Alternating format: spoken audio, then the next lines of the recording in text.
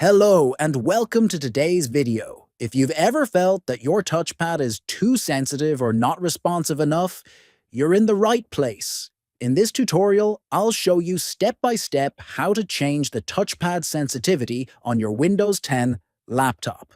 Let's get started and make your experience smoother. First, right-click on the Start menu icon in the lower left corner of your screen. From the list that appears, click on Settings. Then, in the Settings window, click on Devices. Now on the left-hand side, click on Touchpad. Now look for the section titled Touchpad Sensitivity. Click on the drop-down menu just below it. You'll see a list of options: Most Sensitive, High Sensitivity, Medium Sensitivity, and Low Sensitivity. Choose the one that suits your preference by clicking on it.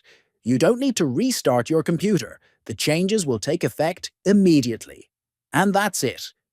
Adjusting your touchpad sensitivity can really improve how you use your laptop.